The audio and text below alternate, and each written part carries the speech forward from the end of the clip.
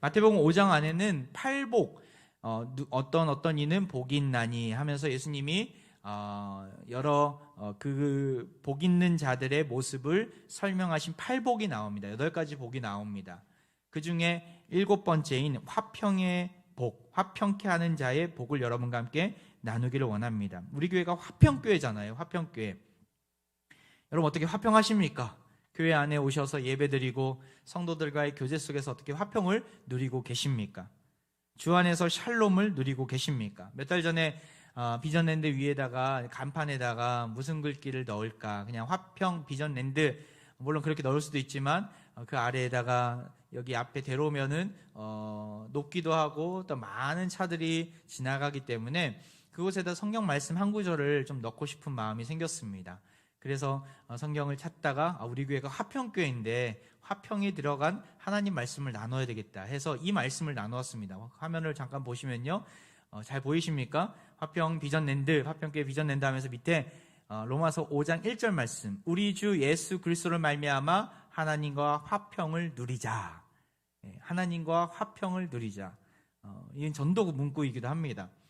하나님과 화평을 누리기를 바라는 마음으로 모든 백성들이 지나가면서 이 말씀을 읽었으면 좋겠다는 바람으로 로마서 5장 1절을 여기다가 적었습니다. 하나님과 화평을 누리면서 동시에 우리는 그 화평을 가지고 화평하게 하는 자로 서야 합니다. 구약에 보면 이 용어가 샬롬이라는 용어로 표현되어 있는데 이 소극적인 의미는 전쟁을 하지 않는 상황들, 또한 적대 관계가 없는 상태를 의미하기도 합니다. 좀 더 적극적인 의미는 하나님이 아담과 하와를 지으셨을 때, 세계 모든 만물들을 지으셨을 때 보시기에 심히 좋았더라. 이 좋았다, 똑같은 의미입니다. 토브라는 히브리어를 쓰는데 똑같은 의미입니다. 샬롬의 상태인 것이죠. 또한 실질적인 의미로는 물질적인 축복, 행복을 누리는 삶으로 묘사되기도 합니다. 이 샬롬, 어떤 관계 속에서 우리는 화평하게 하는 자로, 화평한 자로 서야 합니까? 여러분과 함께 3가지 관계 속에서 이 화해자로서, 화평하는 자로서 우리가 서야 함을 말씀을 나누고 싶습니다. 먼저는 하나님과의 화평을 누리는 자가 되어야 합니다. 화해자라는 의미 속에는 하나님과 화평을 누리는 자라는 의미가 담겨 있습니다. 고린도후서 5장 20절 말씀 같이 읽어보겠습니다. 시작. 그러므로 우리가 그리스도를 대신하여 사신이 되어 하나님이 우리를 통하여 너희를 권면하시는 것 같이 그리스도를 대신하여 간청하노니 너희는 하나님과 화목하라. 하나님과 화목한 자가 화해자라는 의미입니다. 하나님과의 화평은 그냥 앉아서 자동적으로 주어지는 것이 아닙니다. 태어났다고 바로 주어지는 것이 아닙니다. 우리는 하나님께 나아갈 수 없는 죄악이 가득한 자였어요. 로마서 3장에 보면 하나님의 영광에 이르지 못하다라고 했어요. 왜 그렇습니까? 모든 사람이 죄 가운데 있었기 때문에. 죄로 인해서 하나님께 나아갈 수 없는 존재가 되어버린 것이죠. 가령 우리가 죄를 짓고 감옥에 간다고 했을 때 감옥에 안에 있는 사람은 가족들을 마음껏 만날 수 없습니다. 모든 삶의 자유가 빼앗겼기 때문에, 모든 삶이 속박되어 있기 때문에. 우리 인간도 마찬가지였어요. 아담과 하와의 그 선악과 사건으로 인해서 우리에게는 원죄라는 근본적인 죄악이 있었어요. 그리고 나서 그 원죄로부터 많은 삶의 행동을 통해서, 말을 통해서, 생각을 통해서 우리는 죄 짓는 존재가 되어버렸어요. 자유롭게 하나님과 대화 나누고 소통할 수 없는 존재였습니다. 그럼에도 불구하고 하나님은 우리에게 다가오셔서 전적인 사랑으로 우리와 화목하기를 원하셨습니다. 원수된 우리를 향해서 손을 내밀어 주셨습니다. 이 땅에 누가 오셔서요? 바로 하나뿐인 아들 예수 그리스도가 오셔서 십자가의 피를 흘리심으로 우리의 죄값을 대신 치러주신 것이죠. 골로새서 1장에 보면 이런 말씀이 있습니다. 그의 십자가의 피로 화평을 이루사 만물 곧 땅에 있는 것들이나 하늘에 있는 것들이 그로 말미암아 자기와 화목하게 되기를 기뻐하십니다. 하나님이 기뻐하신 이유가 무엇입니까? 예수님으로 인하여서 화평의 관계가 형성이 되었다는 것. 십자가의 피로 화평을 이루었다는 것이죠.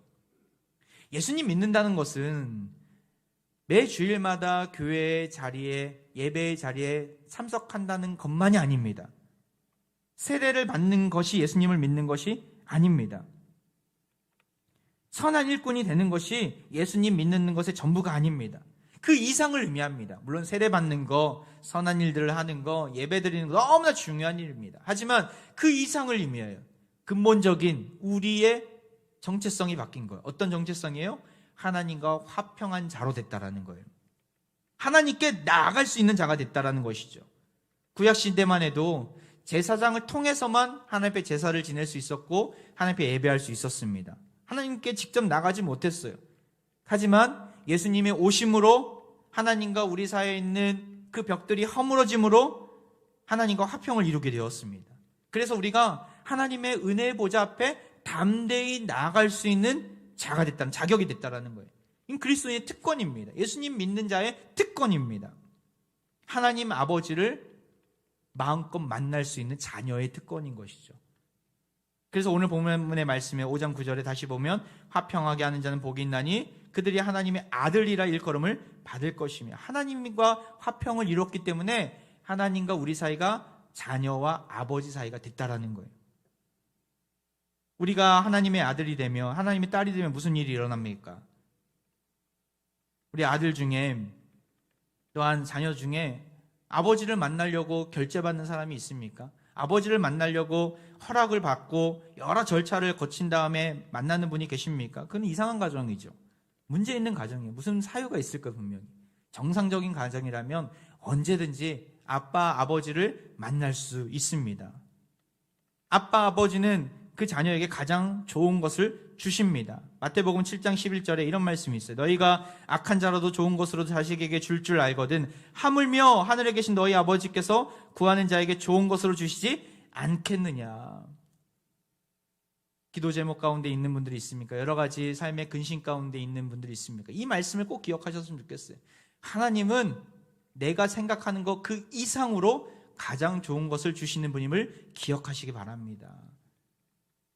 세상에서의 많은 대중매체들, 요즘에 나오는 영화, 드라마, 신에 대해서 묘사를 하는 모습을 보면은 신은 악한 것이다, 악한 존재다, 이렇게 우리에게 코로나를 통해서 우리에게 재앙을 내리고 자기 마음대로 우리를 이용하고 신은 우리가 이해할 수 없고 악한 존재다라고 묘사하는 것들이 많아요. 마귀가 우리에게 주는 생각들입니다. 그런 것에 현혹되지 마시고, 하나님은 어떠한 분이십니까? 가장 인자하시고 나에게 가장 좋은 것을 주시는 우리의 아빠, 아버지가 되심을 여러분 기억하시기 바랍니다. 이 얼마나 놀라운 축복입니까? 하나님과 우리 사이가 화평케 되었다는 거예요. 그래서 하나님의 아들로 인정받은 것이죠. 이러한 화평을 이룰 수 있으려면 우리가 어떻게 가야 합니까? 내가 먼저 죄인임을 알아야 합니다. 나는 죄인입니다. 그 어떤 행위로도 구원받을 수 없음을 인정할 수 있어야 합니다. 나아가서 우리는 할 수 없지만 예수님은 가능하십니다. 예수님이면 가능합니다. 왜냐하면 예수님이 우리 대신에 죄값을 치르셨기 때문에 죄사함의 은혜로 우리와 하나님 사이가 화목하게 된 것임을 믿어야 합니다. 이 사실을 믿는 자들에게 구원의 은혜가 임할 줄 믿습니다. 매일매일 우리 삶 속에서 우리가 죄악을 적어보라면 정말 수도 없이 손이 아플 정도로 죄악을 적어야 될 거예요. 하지만 우리가 죄의 목록을 써내려가다가도 하나님을 바라보면 하나님이 뭐라고 말씀하실까요? 무죄다, 무죄다. 더 이상 문제가 될 것 없어. 이렇게 말씀하십니다. 그 하나님께 우리는 얼마나 감사해야 합니까? 이런 구원의 은혜에 힘입어서 하나님과 우리 사이의 구석구석이 화평으로 채워지기를 바랍니다. 화해자는 하나님과 우리가 화평한 자입니다. 둘째, 화해자의 의미가 무엇입니까? 이웃과 화평을 누리는 자라는 거예요. 이웃과 화평을 누리는 자. 에베소서 2장의 말씀에 보면 이런 말씀이 있어요. 이제는 전에 멀리 있던 너희가 그리스도 예수 안에서 그리스도의 피로 가까워졌느니라. 앞서 말씀드렸듯이 하나님과 먼저 가까워졌어요. 우리가 예수님의 피로 말미암아 나아가서 모든 사람들이, 믿는 자들이 하나님께로 나아오니까 우리는 하나님의 아들과 딸로서 서로는 어떤 자들이에요? 형제 자매가 된 것이죠. 우리가 주님과의 화평을 누리는 자는 이웃과 우리의 믿는 형제 자매들과 하나를 이룰 수 있어야 합니다. 그리스도 안에서 연합과 하나됨이 그러하기 때문에 중요한 것이죠.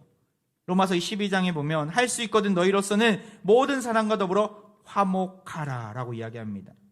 물론 쉬운 일이 아니에요. 단순히 좋은 게 좋은 거다, 원만한 관계를 이루어야 된다, 다투지 말라, 이런 소극적인 행동을 의미하는 것이 아닙니다. 적극적으로 하나됨을 위해서 때로는 분투하고 싸워내며 이루어야 한다는 것입니다. 예수님이 이런 말씀을 하셨어요. 여러분, 이 말씀을 이해를 하십니까? 마태복음 10장 34절 말씀 같이 읽어볼까요? 시작. 내가 세상에 화평을 주러 온 줄로 생각하지 말라. 화평이 아니요 검을 주러 왔노라. 이 말씀이 이해가 됩니까? 저는 이 말씀을, 오늘 본문 말씀을 준비하면서 그 전에는 이해가 잘 안 됐어요. 이게 무슨 말일까? 아니, 예수님은 이 땅에 오셔서 우리를 화평케 하시는 분이었는데, 오셔서 나는 화평을 주러 온 게 아니다, 검을 주러 왔다라고 이야기를 하시는 그 예수님, 이해가 되십니까? 상반되는 이야기가 아닙니까? 모순되는 이야기가 아닙니까? 예수님은 싸우려고 오셨다라는 거예요. 무엇을 위해서 싸우실까요? 이 비밀을 풀려면 이 말씀을 듣고 있는 그 제자들의 모습을 볼 수 있어야 돼요. 이 말씀은 전도자를 보내면서 파송시키면서 제자들에게 예수님이 이 말씀을 하시는 거예요. 너희들이 이제 복음을 들고 세상에 나아가면 너희들을 박해하는 자들이 올 텐데, 나를 거부하는 자들이 올 텐데, 너희들을 핍박하고 세상을 더 사랑하는 자들이 너희들을 향해서 공격할 텐데, 내가 그들을 향해서 심판의 메시지를 주는 것이다라는 것이죠. 믿는 자들의 하나됨을 위해서, 믿는 자들의 그 공동체를 위해서, 그것을 사수하기 위해서 세상을 향해 성령의 검을 들고 말씀의 검을 들고 싸워야 함을 이야기하는 것입니다. 가령 군대가 왜 존재합니까? 물론 악한 지도자들은 군대를 통해서 전쟁을 하기 위해서 군대를 조직하고 또한 무기를 사들입니다. 하지만 대부분의 나라는 왜 군대를 유지하고 있습니까? 바로 평화를 위한 것입니다.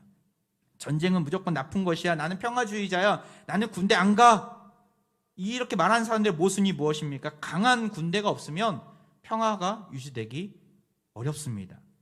군인들은 평화가 싫어서 전쟁을 준비하는 자들이 아닙니다. 무기를 들고 있는 자들이 아니에요. 평화를 더 잘 유지하기 위해서 무기를 들고 있는 것이죠. 예수님이 검을 주러 왔다는 의미가 여기에 있습니다. 공동체의 화목을 위해서, 하나됨을 위해서, 공동체를 무너뜨리려고 하는 세상에 악한 세력이 있다면 맞서 싸워야 한다는 것이죠. 화평을 위해서. 때로는 나 자신과도 싸워야 될 때도 있습니다. 세상의 방식의 화해는 가해자가 피해자에게 손을 내밀고 용서를 구하는 것이지만, 하나님의 방식은 다릅니다. 예수님이 원수된 우리를 위해 목숨을 다하셨듯이 때로는 원수에게 먼저 화해의 손길을 내밀 때도 있습니다. 그러면 내 마음에 갈등이 일어나요. 내가 이렇게까지 해야 돼? 내가 이렇게까지 용납해야 돼? 용서해야 돼? 저 사람이 나한테 어떻게 했는데? 하지만 내가 우리 본성과 우리의 연약한 모습과 싸워 이겨낸다면 우리는 원수도 용납할 수 있고 사랑할 수 있는 것이죠. 때로는 우리 자신과 싸워야 될 때도 있어요.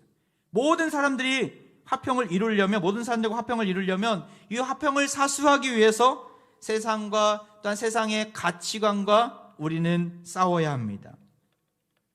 악한 세상과 큰 전쟁을 치러야 될 때도 있어요. 피를 흘리며 고난 가운데 머물 수도 있습니다. 언제나 갈등이 일어납니다. 근데 그 갈등을 우리는 무서워하지 말아야 합니다. 설득하고 이해시키는데 또한 시간과 많은 에너지를 쏟아낼 수도 있지만, 희생이 있더라도 손해를 보더라도 우리는 화평을 위한 일이라면 포기하지 말아야 됩니다.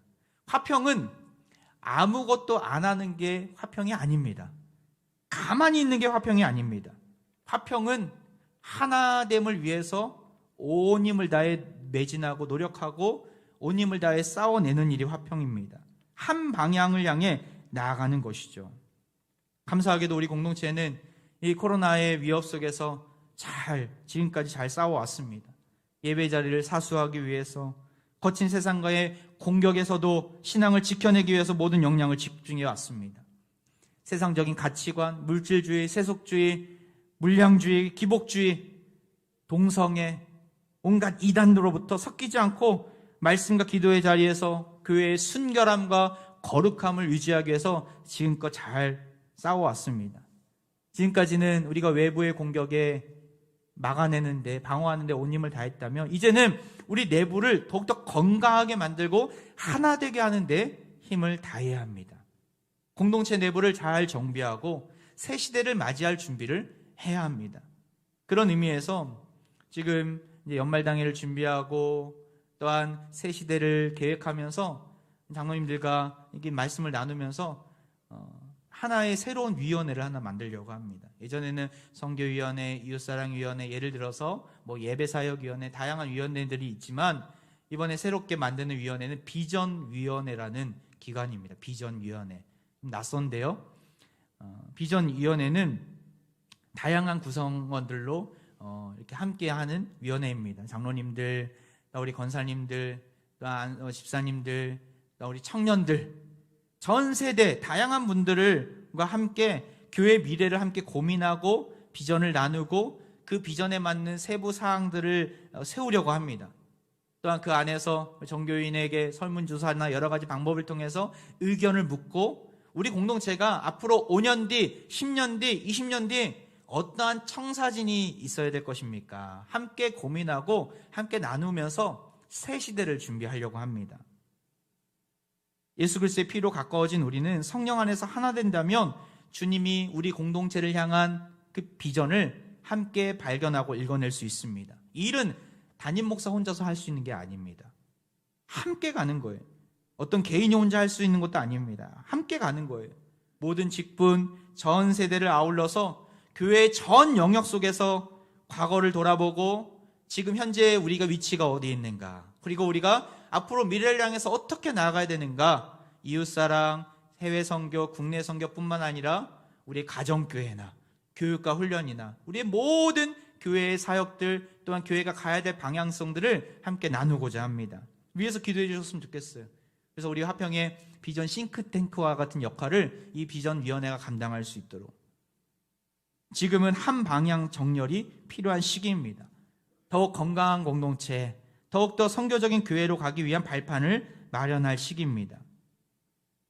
다른 사람과의 화해자, 단순히 관계를 회복해야 된다, 관계가 온전해야 된다, 관계를 회복하는 데만 그치는 것이 아니라 같은 마음, 같은 뜻, 같은 비전을 향해서 하나 되는 공동체를 이루는데 우리는 온 힘을 다해야 된다는 것이죠. 그 안에 이 화해자라는 의미가 들어가 있습니다. 세상적인 가치를 타파하고 공동체 안에서 한 방향 정렬을 이루는 적극적인 화해자로서 여러분들이 쓰임 받으시길 바랍니다. 나아가서 이 화해자는 어떠한 관계 속에서 이루어진 자입니까? 바로 자기 자신과의 화평을 이루는 자예요. 자기 자신과의 화평을 이루는 자. 무슨 말일까요? 내면의 화평이라고도 합니다. 이사야 26장 3절 말씀 같이 읽겠습니다. 시작. 주께서 심지가 견고한 자를 평강하고 평강하도록 지키시리니 이는 그가 주를 신뢰함이니이다. 평강이라는 단어는 화평이라는 단어와 동일한 단어입니다. 평강, 샬롬, 헬라어로 에이레네 다 동일한 말이에요. 이 내면의 화평은 온전함, 만족함, 조화롭다, 균형 잡히다는 말로 표현될 수 있는데, 이 화해자는 무엇보다도 나 자신의 화평을 이루는 자입니다. 내 안에 평강이 가득한 자라는 거예요. 남을 용서하고 용납할 수 있으려면 내 자신이 먼저 화평을, 평안을 누리며 살아갈 수 있어야 합니다. 내 마음에 여유가 없는데, 내 마음에 평강이 없는데 어떻게 평강을 나눠줄 수 있겠습니까? 내 안에서 주님이 주시는 평강이 넘쳐야 그 평강을 나눠줄 수 있는 것이죠. 예전에 미량이라는 영화를 여러분 보신 적 있습니까? 제가 2007년도인가요? 아주 오래전에 이 영화를 본 적이 있었는데, 이 영화로 전도연 씨가 칸 영화제에서 여우주연상을 탔었습니다. 근데 신혜라는 인물로 나옵니다. 피아노 학원을 운영하면서 아들 준과 살아가는 일만이 희망이었던 여인이었죠. 낙이었던 여인이었죠. 그런데 그것도 잠시 이 아들 준이 유괴되어서 나중에 주검으로 발견됩니다. 신혜의 긴 통곡이 한없이 이어집니다. 그녀는 그 슬픔을 극복하려고 교회까지 나아갑니다. 거기서 조금씩 안정을 되찾는 모습이 영화 중간중간마다 보여요. 그래서 거기서 때로는 울부짖으며 기도하고, 때로는 찬양으로 기도하고, 또한 사람들 앞에 서서 나는 다 해결받았습니다라고 간증까지 하는 그녀의 모습을 보게 됩니다. 나중에 범인이 잡히죠. 범인이 누구였냐면 그 아들이 다녔던 웅변학원 원장이었습니다. 근데 그 유괴했던 범인을 이제 교도소로 찾아가서 용서하고자 찾아갔는데 그가 전혀 다른 모습을 보이게 됩니다. 용서를 해달라, 사과를 하고 좀 죽을 죄인임을 고백하며 그녀에게 울면서 용서를 구하는 것도 모자른데 그가 나도 하나님부터 용서받았다라고 엉뚱한 대답을 합니다. 잘못된 신앙인이죠. 뻔뻔스럽게 그렇게 행복해야 하는 모습을 보면서 시내는 과연 신이 있는가? 과연 저것이 진정한 용서인가? 큰 절망 가운데 빠져드는 모습을 보게 됩니다. 저는 이 영화를 보면서 하나님의 뜻이 어디 있을까? 내가 만약에 신의 이 여인이었다면 나는 어떠한 마음을 품었을까? 여러 가지 고민을 많이 하게 되었는데 이 영화를 성경적으로 비평한 책이 그 뒤로 나오더라고요. 김영봉 그 감리교 목사님이 쓰신 숨어 계신 하나님이라는 책, IBF에서 나왔는데 그 책의 한 대목에 이렇게 나와 있습니다. 그녀에 대해서 이렇게 묘사하고 있더라고요. 믿음을 가졌다고는 하나 여전히 허위와 가식과 위선 속에서 살아가는 사람도 많습니다. 그들은 참된 하나님을 믿는 것이 아니라 자신의 우상을 섬기고 있는 셈입니다. 불신앙이라는 자신을 속이고 사는 것을 뜻하며 거짓된 신앙은 종교적인 허울로 자신을 치장하는 것을 말합니다. 참되신 하나님은 우리에게 충격과 비통한 아픔이 되더라도 우리의 눈을 뜨게 하셔서 참된 현실을 직면하게 해주십니다. 그때 인생은 재기를 찾습니다. 이 시내라는 인물이 비록 교회에 나가서 겉보기에는 치유함을 얻고 회복함을 얻는 것처럼 보이지만 사실은 마치 연극의 여주인공처럼 가면을 쓰고 행동했다라는 것이죠. 그 범인도 마찬가지지만 이 시내도 마찬가지였다는 거예요. 진정으로 하나님 안에서 진짜 평안을 누리지 못하고 그냥 겉껍질에 불과한 모습으로 종교적인 허울로 자신을 치장했던 모습으로 남아있었기 때문에 그 현실을 직면했을 때 이것을 받아들이지 못하는 안타까운 모습이 연출됐다고 이 목사님은 설명하시더라고요. 저도 이것을 보면서 그렇구나 많이 동감이 되는 대목이었습니다. 물론 우리에게 있는 고통을 다 이해할 수는 없어요. 중요한 것은 내가 현실을 직면을 하고 나에게 있는 그 아픔과 어려움들을 하나님 앞에서 내가 제대로 해결함을 받고 있는가, 하나님을 만남으로 인해서 참된 평강을 누리고 있는가, 여기 있는 것이죠. 그 평강을 누리려면 주님을 향한 끝없는 신뢰가, 믿음이 뒷받침되어야 합니다. 우리가 아까 잠깐 읽었던 말씀에 보면 주께서 심지가 견고한 자를 평강하고 평강하도록 지키시니 이는 그가 주를 신뢰함이니이다. 이사야 26장 이 말씀을 보면 어떠한 자를 평강하고 평강하도록 지키신다고요? 심지가 견고한 자, 믿음의 뿌리가 깊게 박힌 자라는 것이죠. 하나님을 끝까지 신뢰하는 자가 평강을 누릴 수 있다는 것입니다.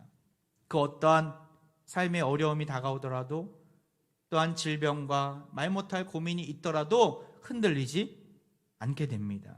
여러분 어떻습니까? 하나님을 향한 신뢰가 굳건히 서 있습니까? 아니면 흔들리고 있습니까? 내 안에 평강이 없다면 그 신뢰가 없는 거예요. 마태복음 14장에 보면 베드로가 예수님의 그 모습을 보면서 물 위를 걷게 됩니다. 근데 얼마 지나지 않으니까 바람을 보고 무서운 거예요. 다시 빠지게 됩니다. 그때 예수님이 그의 손을 붙잡고 이렇게 말씀하십니다. 믿음이 작은 자여 왜 의심하였느냐. 신뢰가 없어져 버린 거예요. 하나님을 의심하고 예수님을 향한 신뢰가 땅에 떨어지니까 평강이 사라지고 불안한 마음이 찾아오고 결국에는 그 인생의 나락으로 떨어지게 된 것이죠. 끝까지 신뢰하고 끝까지 주님을 바라본다면 우리는 그 어떠한 상황 속에서도, 흔들리는 배 안에서도 평강을 유지할 수 있습니다. 하나님은 신실하신 분이십니다. 여러분 기억하시기 바랍니다. 하나님은 신실하시고 인자가 많으신 분입니다. 세상이 아무리 하나님에 대해서 욕을 한다 하더라도, 하나님을 향해서 삿대질을 한다 하더라도 우리만큼은 이 사실을, 이 변함없는 사실을 인정하며 주님을 끝까지 붙잡으시기 바랍니다. 계속 확진자가 늘어나면서 성도들 중에 확진이 된 건 아니지만 자녀 또 여러 주위의 분들의 밀접 접촉자로 인해서 자가격리에 들어가신 분들이 참 많이 있어요. 아마도 이 자리에 자가격리 때문에 어쩔 수 없이 온라인 예배를 들으신 분들도 있을 텐데, 저도 가끔가다 연락도 드리고 또 전화로 기도도 해드리는데 참 감사한 것은 우리 화평의 가족들이 그런 최악의 상황들, 모든 것이 멈춰지고 모든 관계가 끊어져 버리고 골방에 있을 수밖에 없는 그 상황 속에서도 하나님을 끝까지 신뢰하고 계시다라는 거예요. 감사합니다. 또한 끝까지 내가 나아가겠습니다. 낙심 가운데서 헤어나오지 못하며 너무나 불안해하는 분들이 없더라고요. 하나님의 뜻과 계획을 다 이해할 수 없을지라도 고난의 터널을 묵묵히 걸어가시면서 하나님의 동행하심을 고백하고 계시더라고요. 얼마나 감사한지. 피곤한 삶 가운데 하루하루 삶을 허걱대며 나아가고 있습니까? 코로나의 두려움 속에서 무슨 일을 하든 불안과 근심 속에서 살아가고 계십니까?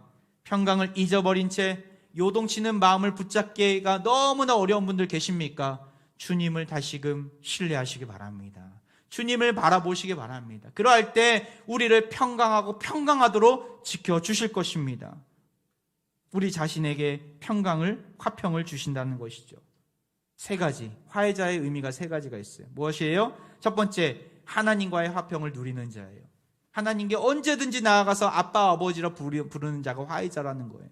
두 번째, 이웃과 화평을 누리는 자입니다. 단순히 관계 회복만을 의미하는 것이 아닙니다. 하나됨을 위해서 온 힘을 다하는, 때로는 분투하고 싸움터에 있을지라도 끝까지 흔들리지 않고 이웃과 또한 우리 공동체와 하나됨을 이루는 자라는 것이죠. 세 번째, 자신과 화평을 이룬 자, 하나님을 주시는 평강을 누리는 자라는 것입니다.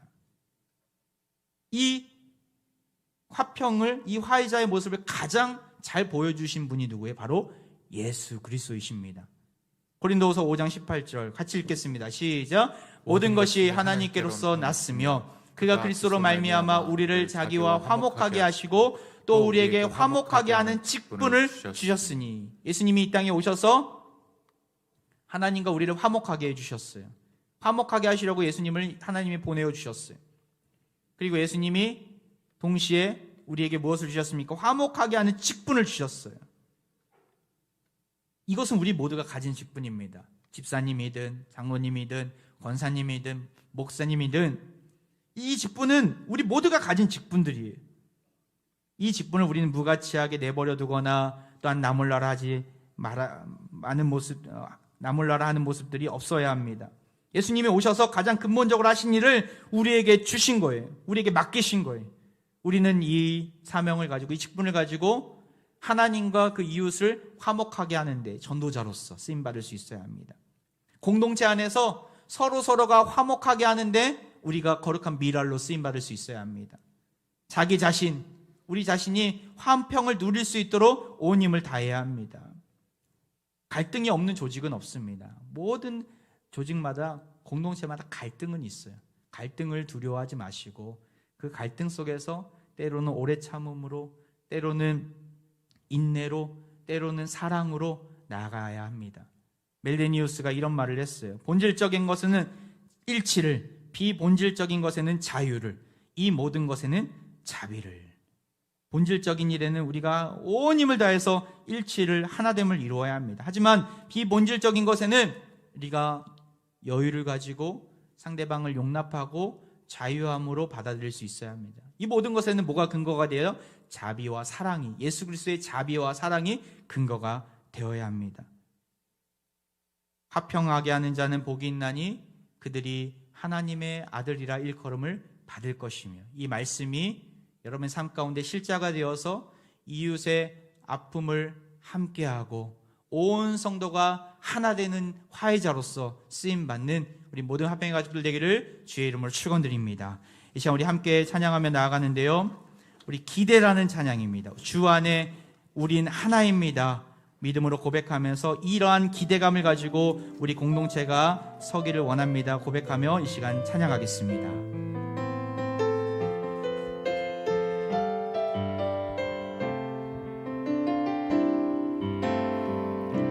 주 안에 우린 하나, 모습은 달라도 예수님 한 분만 바라네. 사랑과 선행으로 서로를 격려해 따스함으로 보듬어 가리. 주님 우리 안에 하시니 형제 자매의 기쁨과 슬픔 느끼네. 내 안에 있는 주님 모습 보네. 그분 기뻐하시네.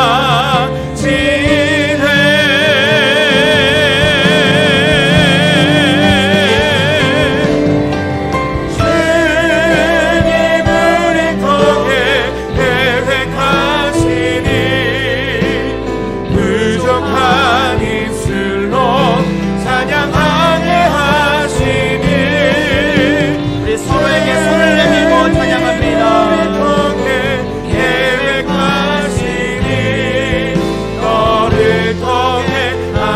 우리 엄마 한 번 더 주님 우리를 통해 계획하시니.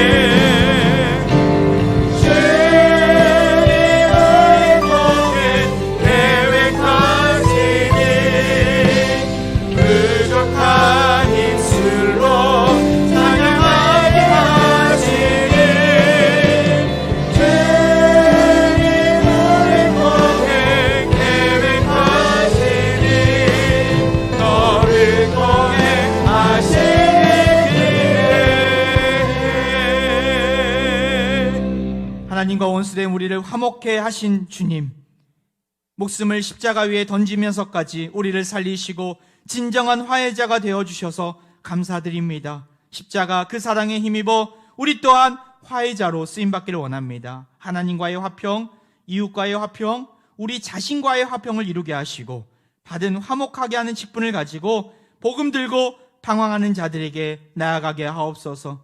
여러 갈등의 상황이 있다 하더라도 피하지 아니하고 주님 주시는 지혜로 잘 해결하여서 다시금 공동체 가운데 우리 삶 가운데 기쁨과 찬송이 흘러넘치게 하옵소서. 우리 화평 공동체가 진정한 화평과 샬롬을 이루는 거룩한 공동체가 되게 하시고 온 성도들이 복음으로 하나 되게 하옵소서. 이 시간 몸이 아픈 부위에 자신의 손을 얹고 기도합니다. 예수 그리스도의 이름으로 이 시간 기도하오니 모든 질병에서 모든 악한 것에서 우리를 자유케 하옵소서. 우리들의 몸과 질병에 여러 아픔과 어려움을 속히 낫게 하여 주시고 주의 권능의 오른손으로 붙잡아 주옵소서. 의심치 말고 굳건한 믿음으로 이 고난을 이기게 하옵소서. 고난 많은 이 땅 위에서 평화를 주러 오신 예수 그리스도의 이름으로 기도하옵나이다. 아멘.